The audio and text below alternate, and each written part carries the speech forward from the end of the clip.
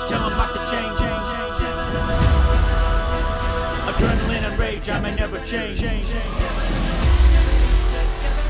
through my heart, dilute my pain.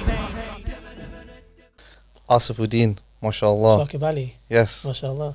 It's been, this is the second time, right? What second time? Second time you ReRooted. Oh, yeah. You forgot the first one.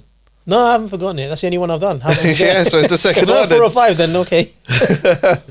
Alhamdulillah. So, we've been doing a lot of work, well, us two personally, in terms of, we've been working closely together. Yeah. In terms of getting some things up and running. Yeah.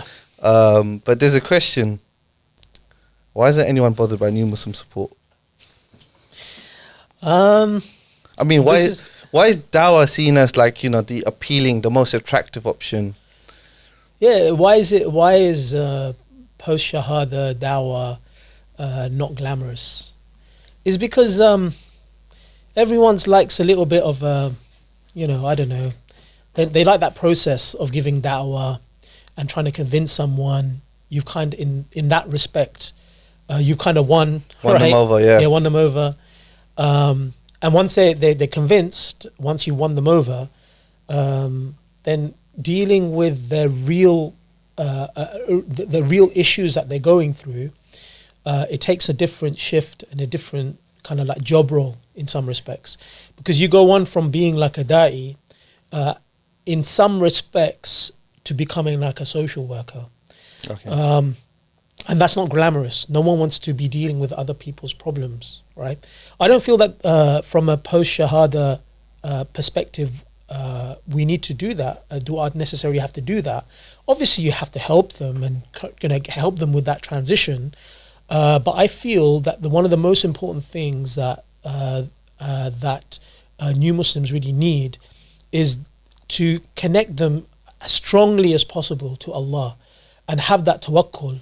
Try to connect them as much as they can with Allah subhanahu wa ta'ala and show them that, when you have that, then, everything will become easy, In actual fact, this is advice that a new Muslim gave me. He actually told me that, I think he's studying in Egypt, he's studying in Azhar, and he told me that. He says, one of the things that I felt that I wasn't really given is when I became a Muslim, they didn't really kind of inculcate that into me. It was more about information overload, and when I was going through some of the problems I was going through, they're trying to deal with it, but really I should have been given the right kind of tarbiyah, the kind of development. Yeah, development of really dealing with those kind of issues myself. I'm not saying that new Muslims should go with this alone. I do actually feel that new Muslims, the best people to help new Muslims are actually new Muslims, or people who were Muslims who converted to Islam. But I mean, yeah, it is because some of the difficulties that new Muslims go through, it is a bit of a jump, and then they come to the realization of, okay, there's a Jannah and there's a Akhir, there is a Jannah and Jahannam, there's a hellfire and there's paradise, and then they start getting worried about their family and so on and so forth. It could be a really massive struggle. I mean, that was one of the questions a brother from America, he in reply to the trailer for the first episode, he opened up and he said that he's had a sort of Lutheran upbringing as a Christian, and now he's in a position where he's trying to give dawah to his non-Muslim parents. Yeah. And he he gets an inkling that they don't truly believe that Jesus is the Son of God, and et cetera, et cetera, et cetera. So he's thinking, like, what's the best approach of, like, how does he deal with it? Because it's a really deep issue. How would you go about advising a new Muslim regards to how to deal with their non-Muslim family members and, like, their fate in the akhirah as well, in the afterlife? So the thing is that the most difficult people to give dawah to are your own family, because they've seen you as a little kid. Who is this little kid to give me dawah? I used to take care of this little kid, and he's going to be teaching me. So there's an element of that, and there's also an element of how you were before you became Muslim, right? Like, maybe you weren't very good to your parents, you weren't very good to your family. So why are they going to listen to you now? So there's all of these things. But one of the things that I do actually try to emphasize a lot is that as soon as someone becomes Muslim, they really need to learn how to give dawah. They've actually gone through that process in some respects where they were on the receiving end of it. Now they have to learn what was said to them so that they can give dawah to their own family. So it's really about empowering them. And in actual fact, I actually find this mechanism really powerful for new Muslims to stay steadfast, because one of the best ways to stay on the path or stay upon Islam and become stronger as a Muslim is to give dawah. It's one of the most powerful ways of actually of staying and having high iman. It's like reaffirming your faith. Yeah. And not reconvincing yourself, but it's just like reaffirming the foundations and again and again. Yeah, tajdeed al-iman. You're renewing your iman. Like example, let's just say that I've learned a script. Let's just say Go Rap as an example, right? So those of you don't know what Go Rap is, and that's like the iERA conversation on how to give dawah to non-Muslims. And there's a whole course. I hope that you guys can actually join it. But imagine if I've memorized Go Rap. I know every single part of it, right? And I say this Go Rap to 10 non-Muslims, right? How many times have they heard it? Once. How many times have I heard it? 10 times, right? So it's like dhikr. The more you say something, the more you have like an increase of iman, the more certainty you'll have, and so on and so forth. And I actually feel that when it comes to da'wah, it's really not about knowledge. It's really about experience. It's about how do you connect with an individual? How do you actually connect with someone? And it's not really what comes out of your mouth. And there's actually, it's quite funny because I said, there's this one sister, subhanAllah, she's got a really bit of a sad story. She's probably going to be watching. She was really worried about her family. So she's not from this country. She's from Eastern Europe, and she came here and she's doing a degree here in the UK. And she asked me a question, and really it was really heartbreaking. So she's had space to basically speak, to discover Islam, to learn about Islam, and she eventually became Muslim. And she's the only child in a family, and her family's back in Eastern Europe. And she basically said to me that I'm really worried that my parents are not going to become Muslim. So is it better that I don't give dawah to them because they wouldn't have heard about Islam, right? Because obviously if you tell someone about Islam, then the proof is established upon you. Yeah, right? I mentioned this to Imran. I asked the exact same question to Imran like yesterday. Oh, really? Yeah. SubhanAllah. Yeah, what was it about though? It was one of our colleagues. He has a non-Muslim family member who passed away through marriage, and he's kind of taken a bit of a hit in regards to it, thinking, should I have given him better dawah? Was it because of my shortcomings, etc., etc.? Because he's a really nice guy. Yeah. And so it's just like, how do you deal with that? Yeah, to be honest, Sheikh Abdul Rahim gave me really good advice on this. So he basically said, first of all, you don't know what's going to happen to them, right? You don't know what's going to happen to them. You don't know whether they may become Muslim. By you trying to shelter them from the hellfire or what may possibly be their fate in the hereafter, you're not actually protecting them, because maybe they're written to go to the hellfire anyway. Do you understand my point? Because even if someone doesn't learn about Islam, they're still going to be tested on the Day of Judgment. And it may be that they fail that test and they end up going to the hellfire. So by you not conveying Islam to them, then you're not protecting them. So it's not like a fail-safe. And besides what the Sheikh said, I actually added a few other things, and I said, look, sister, you want to, inshallah, get married. You're going to be marrying a Muslim brother, a good Muslim brother, and you're gonna have children, and you want to bring them up as Muslims.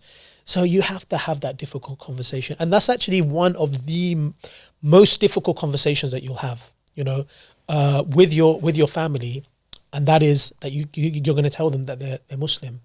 And in actual fact, there's one sister I know.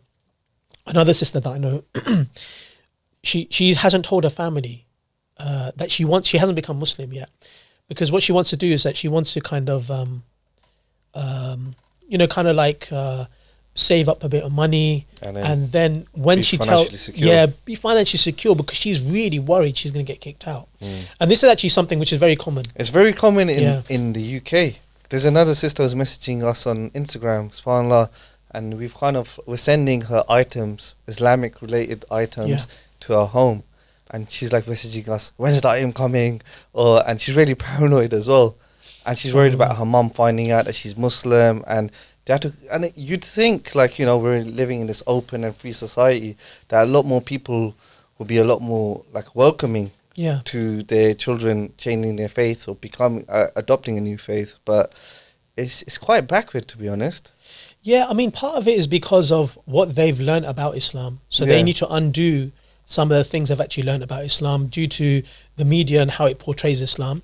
And also some of it's cultural. So I've actually found that those who are the harshest, I mean, this is my own experience, I'm not saying this is the case with everyone, but those who are the most harsh when it comes to Islam are, for instance, who've had some bad experiences, or they've had some kind of cultural friction, such as, say, South Asians, right? So Indians, non-Muslim Indians, as an example, they tend to be quite harsh with Islam. And in actual fact, there's a friend of mine, he told me about, this is crazy, there's a friend of mine, he told me about a brother that he knows, and he was like from a very high caste of one of these South Asian religions, and he was so scared to tell his family, and he just like hid his Islam, and to the extent that he got married to a non-Muslim, and this happened, and he had kids. Wait. Yeah. It's crazy. And that basically... He lived a second life, pretty much. Yeah, not only that, he's actually fallen into fornication, zina, as well, as a result, right? But this is... And that's the thing, we have to... I know it's so difficult, and I cannot, you know... I cannot sit here, and basically not say that, I can say it's difficult, but I've not been through that process, right? And sometimes I can empathize as much as I can, but that empathy will only go so far. And I from the conversations that I've had with a lot of new Muslims, you know, it is really, really difficult. You know, subhanAllah, just, what is it? It's March right now, right? Yeah. Just December that just went past, the winter holidays, Christmas holidays. There's one sister, very young sister, she converted to Islam like a year ago, and she basically messaged me. She said, we have Christmas dinner and I haven't told my family that I'm Muslim. Like, what do I do in that situation? And she said the same thing. She said, look, I'm going to be, you know, I'm looking to move out. Once I've moved out, then I'm going to tell my family about how I've converted and whatnot. But it's really tough. It's so difficult. I think there's two things which are really difficult. The first thing is, how do you tell your family about the fact that you become Muslim? And I feel that one of the ways that you can do this, which is, it's obvious, right? But sometimes the best way to advise someone is the way that you would actually advise someone, right? Sometimes people, they know the answer, but they just need to hear it from someone else. That's what tends to happen when it comes to advice, right? And that is that you need to show that you've improved. What has Islam done for you? What has Islam done to you, right? In that, has your akhlaq, has your character, become better? You know, what was your relationship with your parents or your family before you became Muslim? If it was bad, then what have you done to improve it? You know, all of these things, they make a massive difference. You know, in actual fact, there was a story. There was this. I read somewhere where there was this one person. You know, he was going through a lot of problems in his life. You know, he was addicted to alcohol and drugs and stuff like that. He turned his life around, and a lot of it was down to him converting to Islam. And his mother had nothing bad to say about Islam.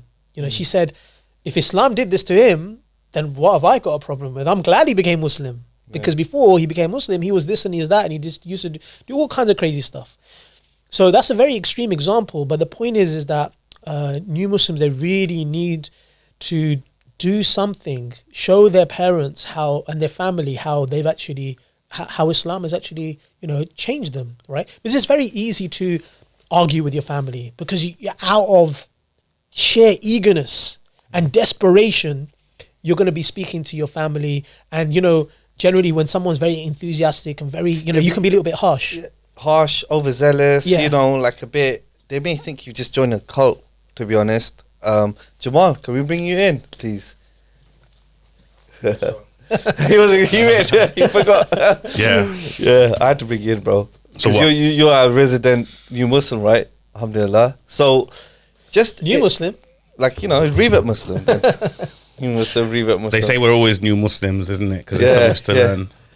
So Jamal. So in your own personal experiences, when you became Muslim, and you had your sort of non-Muslim family members to sort of interact with and deal with, did they see the change, the sudden shift in character, the sudden shift in the way you behaved, and some of the habits you may have dropped? What was that like? Yeah, that's always the important thing. When someone becomes Muslim, it's the way their life was before and how they change it. So, for example, if you was someone that would maybe like do things like drinking or something like maybe a bit of a violent character, when you embrace the deen and you change your life, then your family instantly, they notice a change. If you remember last episode with Chris, and he said, for example, even his dietary changes and stuff like that, and the family, they always pick up on it, they always notice it. So yeah, that's the thing. When you change your lifestyle, when you change where you are, then it becomes instant. They pick up on it, and it's really good because eventually, when you say to them, for example, have you noticed a change, in the last 6 months or the last 2-3 months or whatever, and they say, obviously, we noticed it's something different about you, something better about you, and what that means is it works really well. Yeah, it's fun though. Yeah, so. But the important thing is just. Is to never give up. There's so many examples of this. Like Sheikh Abdul Rahim, his father. Yeah. He took a shahada, may Allah accept it, on his deathbed. Rahim as well, Rahim Jung. I think it was his mother, if I'm not mistaken. She took a shahada on her deathbed. There's another brother as well, really interesting mix. He was half Pakistani, half Polish. Okay. And same thing with his mother. She took a shahada on her deathbed. So I think the important thing is never, ever give up hope. Never, ever give up hope. And I say this a lot. I say this a lot to new Muslims. Don't think, it doesn't matter how far you think your parents are from Islam. Who is a more extreme example than Umar ibn Khattab, radiallahu anhu? He was on his way to assassinate, on his way to kill the Prophet sallallahu alaihi wasallam, and he ends up becoming like one of the greatest companions. I just thought of another example. Go on. What about Fir'aun? He was trying to testify, wasn't he, in his last moments? Yeah, but that's different though. That was out of obviously different reasons. But Yeah, I mean, if Fir'aun is like the worst example ever in terms of humanity. Sure. So you've had some really good experiences, alhamdulillah, with New Muslim support recently, and you're running the webinar sessions. So, is there anything about those webinar sessions, like something striking that came across? Any funky stories? Or I'm gonna have a rant like the first episode, so I'm gonna hold that back for that now. But no, it was really interesting actually about the New Muslim classes that I was doing. Started a few months ago. Is that surprisingly there were actually quite a few non-Muslims who attended. Okay, nice. Yeah, and 2 of them actually became Muslim during the course. Alhamdulillah. So it was a bit of a what's the word? Try before you buy. Yeah, try before you buy. Try before you buy. And I think what it was is that they knew Islam was, was the truth, and them taking the Shahada was actually something which was quite inevitable. It's just that they needed that bit of push or that kind of motivation. I think it's a case of them trying to immerse themselves within Islam. Yeah. Before they actually because I just use that term, try before you buy. People go to the supermarket and there'll be someone with a piece of cheese on a toothpick, and that's like a shopping decision over a piece of cheese for the rest of that week. Yeah. So this is like a change in lifestyle, a change in changing how the way you live altogether. So obviously there's gonna be people or non-Muslims reluctant to actually fully immerse themselves within Islam. Yeah. And I think us opening up these sort of courses and a New Muslim training platform for them it's going to be like a perfect avenue for that, inshallah. In actual fact, this is actually a great form of dawah as well. Yeah. So when we're talking about new Muslim classes, it's not just developing or helping new Muslims, but it's actually a great form of dawah. Okay. And subhanAllah, there's one thing that happened is that one of the people who actually became Muslim on the course, he was given wrong information. I think it was on Wiki how to become Muslim. He wanted to learn how to become Muslim, and he was delaying his Islam. And I said, brother, like, why are you delaying your Islam? Just become Muslim. He said, no, because I've read on Wiki how that in order to become Muslim, you have to find an imam of a mosque to give you the shahada. Okay. And he said, because of lockdown and whatnot, he said that every single time I go to the mosque, the mosque is closed and I can't find the imam, right? And they didn't pick up the number or something like that. And I said, no, this is bakwas, man. This is rubbish. So then I said, look, let's speak. So we had like a FaceTime conversation or whatever, and then and I said, look, you don't have to do that. In actual fact, you can take shahada yourself, or I can actually I can help you. And then we spoke for about 20-30 minutes, and then alhamdulillah, the brother he took his shahada, and he's really emotional as well. I mean, a lot of people don't know that you could actually take the shahada by yourself. Yeah. Even there's a lot of Muslims who advise non-Muslims about that, saying, oh no, you have to, like, your shahada doesn't even count because you did it by yourself. Me and Musa came across of that recently with a sister in Canada or something like that, and that's what she was advised. So it's just a lot of misinformation there. There was that story, I think it was in the Guardian newspaper, where there's this one guy from Scotland who's never met any Muslims, and he just started researching about Islam, and he just took a shahada, just like that. He just learned about Islam, said, wow, this is amazing. He just took a shahada like that. So a person can become Muslim without doing it in the presence of an imam or something like that. But so he was one of the guys, and then there was a sister. She took a shahada with a local masjid, and that was in front of an imam, and and alhamdulillah, it was really good. There were actually a couple of people on the course who are still non-Muslim, but they're Muslim without taking they're Muslims without taking the shahada. So they really need to take the shahada. Okay, there's a guy, I'm going to tell you about him. I'm not going to name him or anything, but last week myself and Imran spoke to this non-Muslim brother. He's been researching Islam for the last 5 years. He's doing 3 out of the 5 pillars. He hasn't done Hajj and he hasn't done the Shahada yet, but he's paying zakat. He uses a zakat calculator. He fasts, mashallah, and he prays. And that's he's delaying the Shahada for a couple of reasons. Because he understands the weight of the promise in it of itself. But it's funny because Sheikh Kamal Makki, so he's got like a dawah course, right? So the one example that he mentioned was quite funny. He said that there was this one guy, and he described him. He's like a white guy. He's fully tattooed. It looks quite elderly.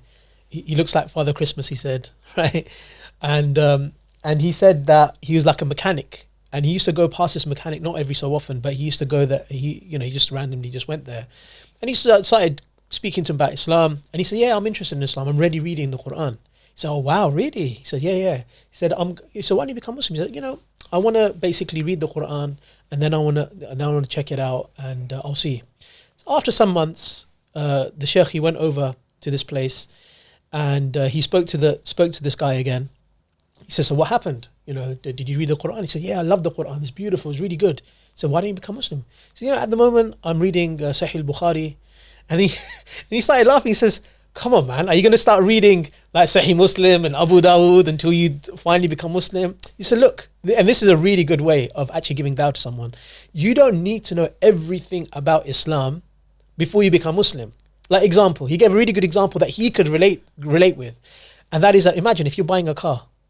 Right. So what are you looking for to decide whether you're going to buy the car or not? You're going to look at the mileage. You're going to look at this. You're going to look at that. Whether it's automatic or manual or this and that. So once it ticks all the boxes, then you're going to buy the car. In the same respect, you should have like a falsification test or some kind of test to decide whether Islam is the truth.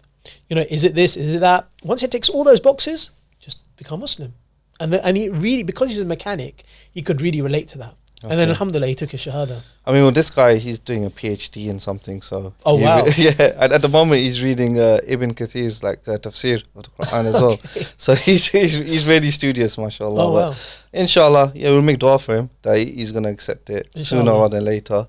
But I just want to, like, speak to the audience members out there in regards to this. Like, they may know a non-Muslim that they've been giving dawah to for X amount of years, or even they haven't been giving dawah to them, but they know about a non-Muslim who wants to know more about Islam, and you know, they want to do the whole try before you buy thing. So you know, now, you know, for the last good few months, you've been doing the New Muslim step-by-step course, the actual course that's going to go on newmuslim.iERA.org. So we could actually point those non-Muslims to this site, so they could join up, they could check it out, they fill in the form, and they could, you know, we could directly get in touch with them as well, inshallah. Doesn't matter where they are in the world. It's a really good course because it doesn't just talk about the basics and the foundations of Islam. So it's not just talking about the 5 pillars of Islam. It actually goes beyond that as well. So it talks about how this life is a test, and you are going to go through problems, and you are going to go through challenges in your life. How do you deal with those challenges? It also talks about, you know, some of the issues related to shaitan, right? Because he's our real enemy. And how do we actually deal with those kind of, you know, these kind of things? So it's a really good practical course. It's not just like information, data, knowledge. No. It actually gives you really good practical advice on how to navigate your life after becoming a Muslim. Jazakallah Asif bhai. I mean, well, I usually call you Ustaji, right? So actually I checked that one off Nadeem Ashraf. That's right. But I was going to say, you know, than being the OG, innit? Yeah, Budaji or something. Yeah, so but yeah, you got a talk right now, so we literally kidnapped you for today's show. That's right, no worries. So a big jazakallah for helping out. MashaAllah, the course has come together very nicely. We're just putting the final touches of it now. So all that information is going to be in the description box, and the main course should be up and running by then. Inshallah. My joke? What's my joke? What's your joke? Your pun that you have with Asif, what is it again? What pun? Oh yeah. What's that? Ana Asif. For those of you who didn't get it, Ana Asif means I'm sorry. Yeah. But that's not my name though, man. My name is Asif, which means, which is actually one of the companions of Sulaiman alayhi salam. It's just that if you say it Asif with a sin, it means sorry. I really appreciate the tajweed lesson. That's all right, man. Yeah, no, I'm just There's no need to be Asif, man. There's no need to be apologetic. I'm still gonna drop that joke. I don't care. Whatever, man. Alright, jazakallah. Okay, so Imran Hussain expects a rant of the week from me, or a ReRooted rant. I think we'll call it ReRooted rants, or rant. Is it rant or rant? Rant is a bit posh, isn't it? Yeah, rant. But rant is a bit northern. That's how northerners say it. No, rant is the correct one. Nah, that's northerners, man. No, it's definitely rant. Huh? Definitely rant, definitely. I don't know. We'll have to double check this one for the next episode. So the rant of this week is pretty much born Muslims, well, knowledgeable born Muslims turning up to New Muslim webinars. And the concept, actually I witnessed it myself. It was maybe a couple of months ago, and one of the instructors was leading a session, and then a sister, she ended up like giving some sort of khutbah during the New Muslim class, and she started reciting ayat from the Quran and etc. And I was just watching it and I was thinking, why is she even here? It's like a class for new Muslims and she's reciting ayat from the Quran. I mean, she should be leading the session, let alone being like an attendee. I was thinking, like, it just didn't make sense. I know there's a lot of born Muslims there who may not be knowledgeable enough. They want to learn more about the deen and they think, the step-by-step course is perfect for them. And you know what? To those Muslims, welcome. Please join us. Obviously, for those sessions also, the priority is always going to be the new Muslims as well as the non-Muslims who want to ask questions after the session. But yeah, that's the rant of the week. And yeah. Yeah, but Saqib, surely it must be okay for a born Muslim to attend an event for new Muslims just to make them kind of feel like, okay, look, this is where you can be, just to give them an understanding, and maybe it can help with helping them to settle into the new deen. Surely there's an argument for that as well. I mean, okay, by all means, I did kind of touch upon it, that it's okay for born Muslims who are getting back into the deen to take part in those classes or even sign up to the main course. That's fine. It's just it's all about the more practicing and knowledgeable ones who want to take part. It's like, really, they should know the basics, the foundations of it. And if they don't, then okay, you join in on the sessions, and you just just be a spectator and try to take in as much as you can, take the notes and everything. But for you to really take part in terms of the questions you may ask to the instructor, it may make the new Muslims very confused. You may ask some deep philosophical question, or you might point out something really random from the seerah, and then it may really confuse them. And you have to remember that you have non-Muslims on the same webinar class as well, and they're in this position where it's like, okay, am I going to accept it or am I not? And if they hear this funky question, then we're like, what is this? Is this what Islam is all about? And it might put them off altogether, bro. So they sort of like, they hijack the event. Exactly, they hijack the event. They do a khutbah like that, as AT says it. AT up north, our EU, our head of EU, Dawah, he says it like he's witnessed it himself in live events, saying like, born Muslims, usually some Uncle G, Auntie G, they jump on the stage or wherever it may be, and they just take over and they just say the most random things. I remember once I was with Imran, we were in Birmingham, and he was giving dawah to an Italian sister, non-Muslim sister, who's very interested in Islam.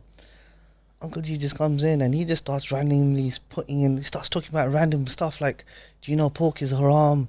Like bacon isn't allowed. And then, funnily enough, I actually saw a meme about it later on, and it's just it was. I kind of had to I had to sort of sidetrack him and take him away from that conversation altogether, because it was just it was kind of hilarious. I guess that makes sense. Yeah, I guess Rant accepted in this. Yeah, okay, yes, we accepted this time. I want the graphics to be a bit different. I'm thinking more fire alarm, but let's see how it goes. But I only started practicing maybe like 10 years ago, but I kind of utilized the resources that I had at hand, and that's what's on the form as well. Myself and Abeda, the IT manager, mashallah, we put this form together on the New Muslim online learning platform. So it splits into 3 areas. It splits into New Muslim, obviously, and whether or not they want to accept our New Muslim mentorship services. And then it splits into Born Muslim and Non-Muslim.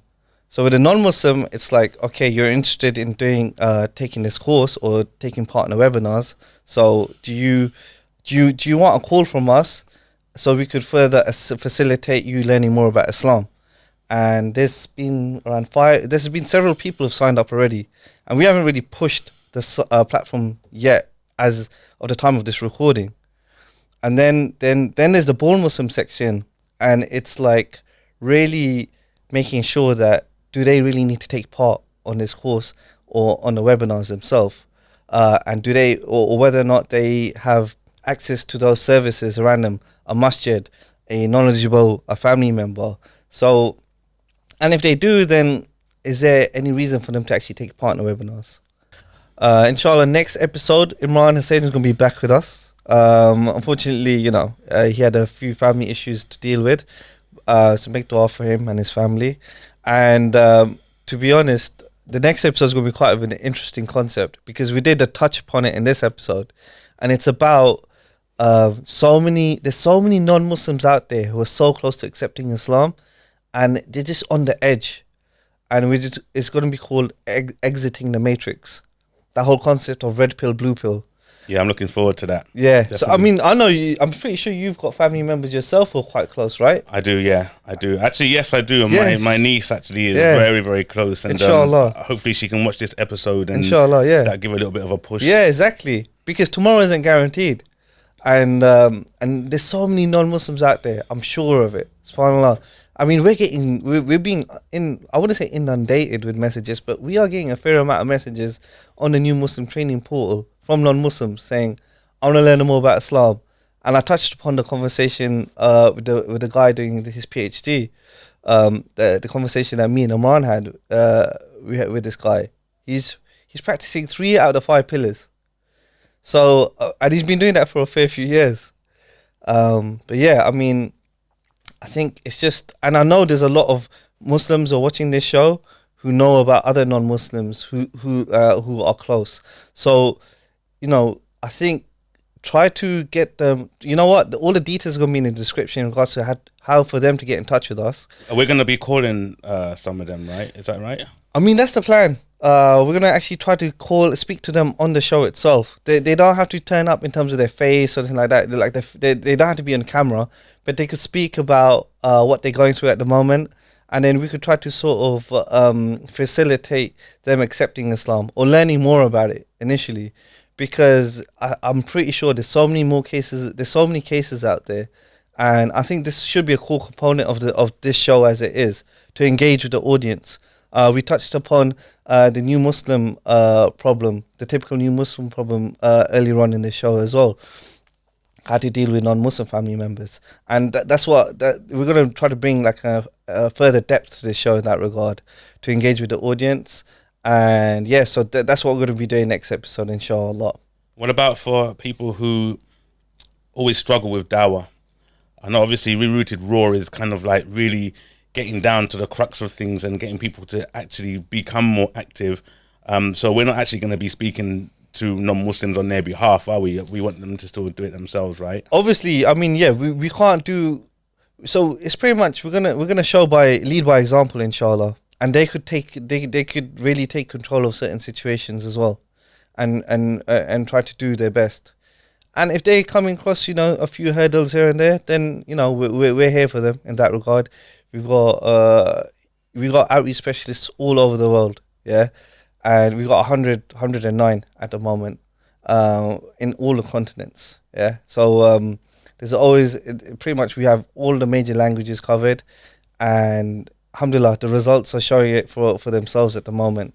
We've eclipsed last year's Shahada figures already. I did ask Andres for the latest Shahada figures, but he hasn't got back to me yet. I think he's waiting for his guys. But we've already eclipsed last year's figures. I think we're on 8,000 plus already. So it goes to show, like, you know, there's certain parts in the world where it's really growing, and, you know, and the West is always going to be there as well. It's going to be a part of it. Talking about that, bro. Yeah. I mean, look, the stats, right? Yeah. The infamous stats. Yeah, yeah. People always talk about the stats. I mean, look, at the end of the day, we need our supporters to understand the incredible work that's being done by the team, not just us here, but the team around the world, right? So we're not taking credit for anybody else. It's about them. But the stats are very important, but we always have this dilemma of what is the most interesting way of letting our donors know that, you know, guys, this is what you've done. Because I think people might switch off. I mean, look at that boxing video. That was an amazing video, right?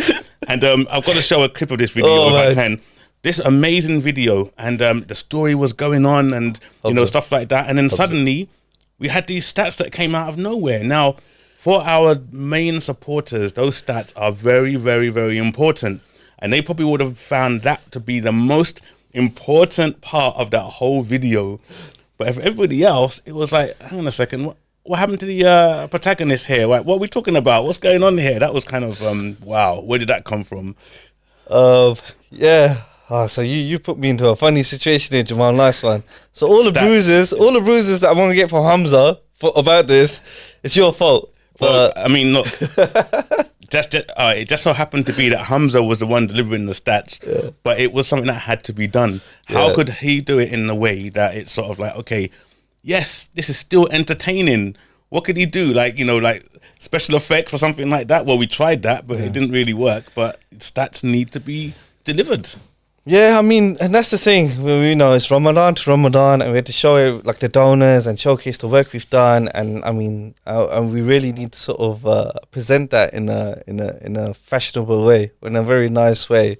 So yeah, I think from year to year, it's one of those issues.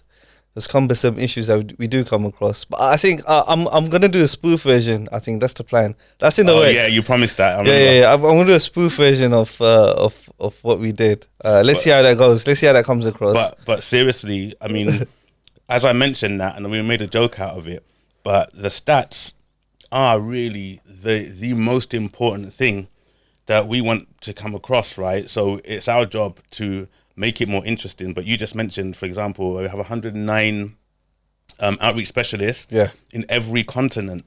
And I think obviously if we just pondered on that for a little bit, I mean, 109, I mean, we started modestly with just one or two, outreach specialists and team members, and sort of now becoming 109 around the globe. It's a big thing, really. And this is 109 people who are training other people who are going out and giving dawah, and then so obviously the stats become exponential. So we just need to sort of jazz it up a little bit, maybe like spend a bigger budget and a better script. Maybe our script was perfect, by the way. Alhamdulillah, the script, mashallah, that was an amazing script that we put together as a team. We need to start working on those again as well. Once I can't wait for the next one. I think once everything sort of destabilizes and gets a bit normal. Because there's only so much you could do across like webcams, and it's not the same, to be honest. To really throw those ideas, we had that inspirational couch on the third floor. On the third floor, that infamous area. We were trying to get a couple of fatwas here and there, but about that couch. But and that's one part of it, right? There's certain areas in the world, alhamdulillah, that are doing amazing in terms of the dawah we're doing in Latin America, in East Africa and the Philippines. And I mean, in essence, it's like, it's pretty much Islam in every home, or Muslim in every home. That's what we're trying to aim for. And inshallah, I mean, it's only been 10 years. There's been a lot of lessons learned. And, the next 10 years, inshallah, we're going to be really striving the way. We're going to be really paving the way of how we're going to move forward, inshallah. And it's the stats that makes shows like this possible, because obviously. So think of the stats as like an advert, in your favorite podcast. I mean, there's a lot of podcasts out there who'd actually where they'll have an actual advert in there. So think of it as like a mini sponsor advert. Just so. Hi, are you fed up of having no Muslims in your neighborhood? Join us today and find a new way to deliver the message of Islam, and you get a chance to rap in the meantime. See, just add a little jingle there, and then bam, we're done. Yeah, absolutely. Yeah. Okay, alhamdulillah, great. That was a nice episode. Bringing out the cage, tell 'em lock the change. Adrenaline and rage, I may never change.